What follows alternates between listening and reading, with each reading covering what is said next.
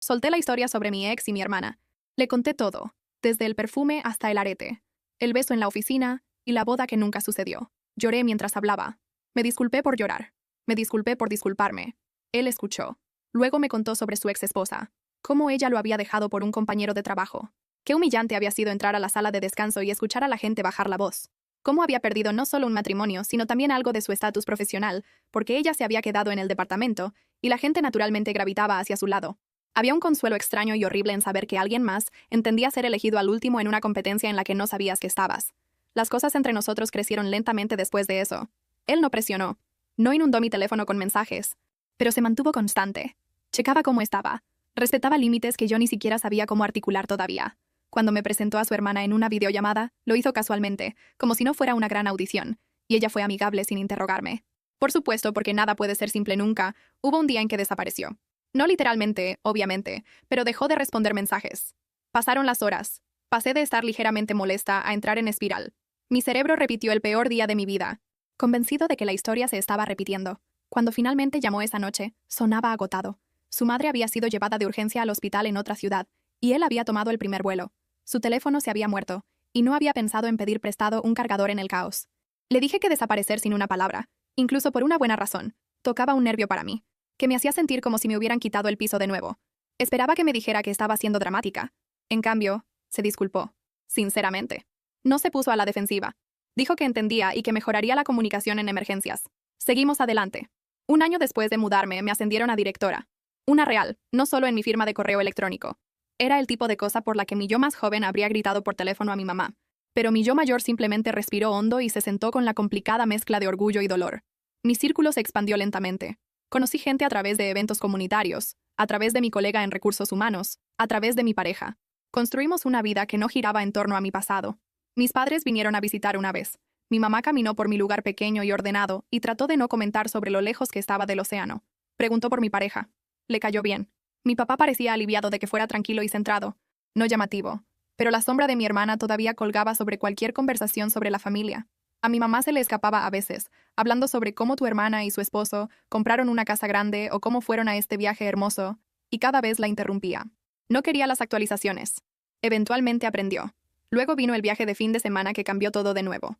Mi pareja sugirió que nos escapáramos por un par de días a un pequeño pueblo conocido por sus viñedos y calles tranquilas. Manejamos hacia allá. Nos quedamos en una posada acogedora. Fuimos a catas, fingimos que sabíamos algo sobre notas y acabados. En la segunda noche, estábamos sentados bajo luces de cadena en un jardín, y él se veía más nervioso de lo que jamás lo había visto. Sacó un anillo. Sentí cada músculo de mi cuerpo tensarse. Por una fracción de segundo, estaba de regreso en ese salón privado con vista al agua, y un hombre que me había prometido para siempre con una mano, mientras le enviaba mensajes de texto a mi hermana con la otra. Luego respiré. Miré al hombre frente a mí. Él no era mi ex. Era el que había sostenido mi mano a través de ataques de pánico, el que había escuchado mis historias feas, el que se había disculpado cuando se equivocaba en lugar de volteármelo a mí. Me preguntó si quería casarme con él. Y por primera vez, la palabra sí se sintió como algo que estaba eligiendo, no algo que estaba actuando. Tuvimos una boda pequeña, 30 personas. Nuestros compañeros de trabajo que se habían convertido en amigos reales. Su hermana. Mis padres. Sin salón de baile elaborado. Sin gran actuación. Solo votos que escribimos nosotros mismos y una cena después donde la gente realmente hablaba entre sí en lugar de posar para fotos. Mi mamá me rogó que invitara a mi hermana como un gesto, y eventualmente envié una invitación, más para mantener la paz que cualquier otra cosa. La respuesta llegó en un mensaje corto diciendo que tenía un conflicto de horario, pero nos deseaba lo mejor. Creo que en realidad preferí eso. No la quería cerca ese día. Compramos una casa modesta juntos. Nada gigante o dramático, solo un lugar con suficiente espacio para una oficina y una habitación de invitados. Pintamos las paredes nosotros mismos. Discutimos sobre dónde poner los muebles y nos reímos de eso más tarde. Encontramos una rutina que se sentía aburrida de la mejor manera posible. Meses después del matrimonio, durante una cena con algunos colegas suyos, alguien mencionó una vieja cuenta que había sido objeto de una competencia brutal en la industria hace años. Bromearon sobre cómo mi pareja la había robado justo delante de las narices de otro tipo. Y mi pareja se rió, un poco incómodo, y movió la conversación. De camino a casa, le pregunté al respecto. Él dudó. «¿Sabes lo pequeña que es la industria?», dijo. «La gente termina cruzándose sin saberlo». «¿Qué significa eso?», presioné. Suspiró. «¿Esa cuenta que gané? ¿De la que estaban hablando? Tu ex fue el que la perdió. Él había estado cortejándolos durante meses». Llegué tarde y cerré el trato. Lo miré fijamente. Mi pecho comenzó a sentirse apretado de nuevo, no de la manera de pánico, sino de una manera lenta y pesada. «¿Y no me dijiste esto porque...?» Porque no quería que nuestra relación se construyera sobre que yo fuera el tipo que le ganó, dijo. Quería que me eligieras por mí, no porque accidentalmente parezco karma. Parte de mí entendió. Otra parte de mí se sintió cegada, como si hubiera toda esta capa de la historia que no se me había contado.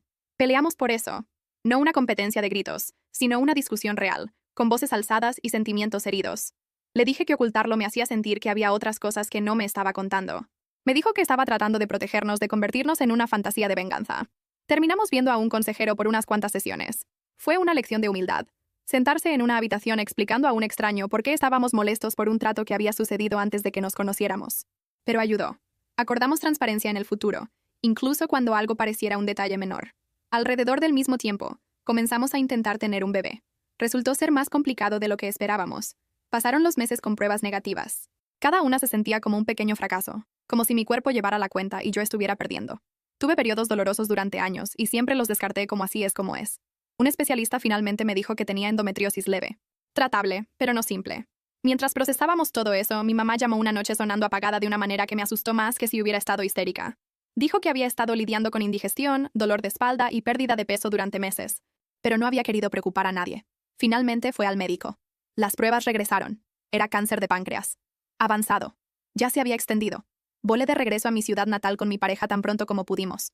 Entrar en la casa de mis padres se sintió como entrar en una máquina del tiempo.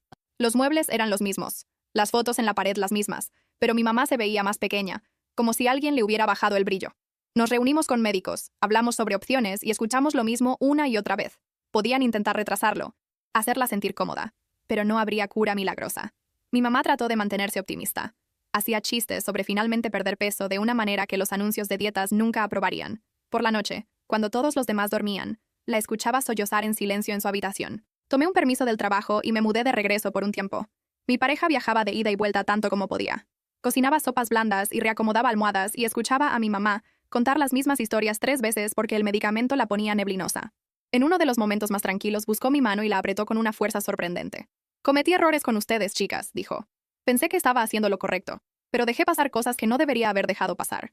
Debería haberlas protegido mejor la una de la otra. Tragué saliva con dificultad. No puedes arreglar todo ahora, dije. Lo sé, susurró, pero necesito saber que cuando me vaya, al menos intentarán no odiarse. Sabía lo que estaba pidiendo. También sabía que no podía prometer lo que ella quería, así que le di una versión más suave. Trataré de no dejar que el odio gane, dije. Fue lo más honesto que pude ofrecer. Murió 3 días después, temprano en la mañana, conmigo, mi papá, mi pareja y, sí, mi cuñado junto a su cama. La habitación estaba demasiado silenciosa cuando dio su último aliento. Mi papá hizo un sonido que nunca había escuchado de él antes, algo entre un llanto y un rugido. Sentí como si alguien hubiera cortado la última cuerda que me ataba a cualquier versión de mi vieja familia que pudiera arreglarse. Fui yo quien le envió un mensaje de texto a mi hermana. Se sentía loco que así fuera como nos estábamos comunicando algo tan enorme, pero ahí es donde estábamos. Lo mantuve corto. Mamá se fue. Estamos en la casa. Ella llegó más rápido de lo que pensé que lo haría, con mi ex a cuestas. Abrazaron a mi papá.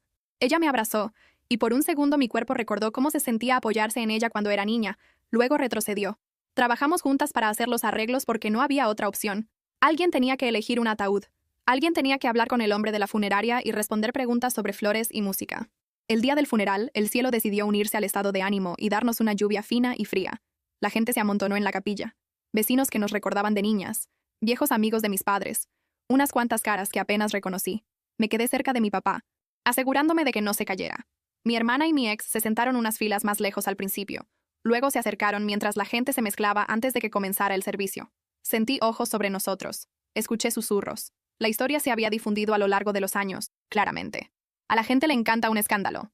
Una de las mujeres que había elegido el lado de mi ex en ese entonces caminó hacia mí como si nada hubiera pasado, abrazándome y diciéndome cuánto lo sentía, como si no hubiera enviado ese mensaje de «no quiero involucrarme» y luego ido a su boda. Sonreí apretadamente y dije gracias, porque los funerales no son el lugar para las confrontaciones con las que fantasio. En un momento, mi hermana me jaló de la manga y preguntó si podíamos hablar en algún lugar privado.